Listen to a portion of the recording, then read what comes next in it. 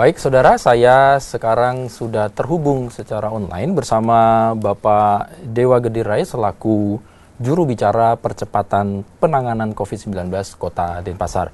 Kita ingin mengetahui bagaimana perkembangan terkini terkait dengan COVID-19 di Kota Denpasar dan juga langkah-langkah apa yang dilakukan oleh pihak pemerintah Kota Denpasar.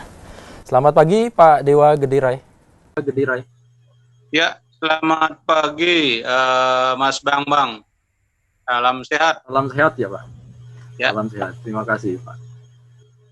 Pak Dewa, bisa dijelaskan bagaimana perkembangan dan penyebaran kasus COVID-19 saat ini di Kota Denpasar? Ya, selamat pagi, Mas Bambang. Selamat pagi para pemirsa Kompas TV yang saya hormati. Jadi, dalam kesempatan ini mungkin saya ingin menyampaikan bahwa perkembangan kasus COVID-19 Kota Denpasar memang belakangan ini secara statistik memang menunjukkan tren atau angka peningkatan. Jadi sampai hari ini ya, kemarin juga yang data yang sudah masuk itu yang sudah terkonfirmasi positif COVID-19 secara akumulatif itu sebanyak 201 orang. Jadi yang itu sudah terkonfirmasi positif, kemudian juga ada 99 yang sudah sembuh dan sisanya masih dirawat di berbagai rumah sakit dan rumah singgah yang ada di Kota Denpasar dan kabupaten lain di Bali yang sudah disiapkan oleh pemerintah Kota Denpasar dan pemerintah Provinsi Bali tentunya. Memang belakang ini ya, jadi secara sebaran di Kota Denpasar itu hampir merata di semua desa dan kelurahan sudah terkonfirmasi atau sudah terinfeksi ya COVID-19. Jadi memang ada yang sudah sembuh dan memang ada yang masih dirawat di rumah sakit. Dan kalau melihat dari cara penularannya, memang belakangan ini hampir 2 minggu belakangan ini trennya itu adalah kasus transmisi lokal, Mas Bambang. Baik, mengapa ini bisa apa pantauan atau evaluasi dari pihak terkait mengenai kecenderungan ada peningkatan transmisi lokal ini, Pak Dewa? Bagaimana menjelaskan ini, Pak Dewa? Ya, Mas Bambang dan para pendengar atau pemirsa Kompas TV, jadi memang sesuai dengan data yang sudah masuk, yang kita lakukan tracing di Kota Denpasar, memang sekarang ini trennya adalah kasus transmisi lokal. Jadi memang hal ini juga tidak terlepas dari posisi Kota Denpasar yang sebagai pusat pemerintahan, pusat perekonomian, juga pusat jasa perdagangan. Kita tidak pungkiri bahwa aktivitas atau mobilitas masyarakat di Kota Denpasar belakangan ini cenderung meningkat. Nah, hal ini juga tidak terlepas dari tracing yang kita lakukan secara agresif. Ketika kita temukan kasus positif, kita lakukan tracing secara agresif, kemudian kita juga melakukan testing secara masif dan massal di beberapa klaster baru yang kita temukan seperti klaster pasar tradisional.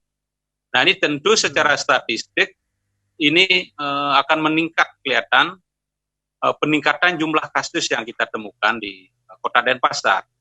Tetapi inilah bagian strategi kita di gugus tugas percepatan penanganan COVID-19 Kota Denpasar, dan ini juga sesuai dengan arahan dari gugus tugas pemerintah pusat dan arahan dari Bapak Presiden bahwa kuantitas pelaksanaan testing secara masif ini adalah merupakan suatu strategi untuk mempercepat, memutus penyebaran dan penularan COVID-19 ini, Mas Bambang. Baik, Pak Dewa, apakah bisa diartikan bahwa memang klaster atau potensi besarnya penularan atau pemaparan COVID-19 ini tempat keramaian, terutama di pasar-pasar begitu, Pak Dewa? Mas Bambang, jadi mungkin kita ketahui bersama bahwa pasar ini adalah merupakan pusat pertemuan atau pusat aktivitas masyarakat dalam kegiatan perekonomian. Dan ini memang sejak awal kita sudah menaruh perhatian yang sangat serius kepada pasar tradisional karena memang salah satu tempat yang memang berisiko, yang sangat rentan terjadinya penyebaran dan penularan COVID-19. Namun demikian, ini kita tidak bisa pungkiri juga karena ini sudah terjadi ya, memang di awalnya tidak temukan salah satu pedagang yang terkonfirmasi positif COVID-19. Nah, beranjak dari sini, dari gugus tugas percepatan penanganan COVID-19 Kota Denpasar melakukan tracing yang agresif, kemudian kita melakukan testing yang massal kepada orang yang pernah kontak erat dengan salah satu pedagang yang sudah terkonfirmasi positif. Nah, dari tracing inilah kita banyak menemukan ternyata ada 18 orang pedagang di salah satu pasar ya, saya sebut pasar Kumbasari yang terkonfirmasi positif. Nah, dari 18 orang ini tentu berkembang lagi. Jadi kita melakukan tracing yang demikian agresif baik dengan keluarganya, tetangganya, kemudian juga pengunjung yang sempat datang atau berbelanja ke pasar tersebut. Kita melakukan testing secara massal sehingga kita temukan lagi.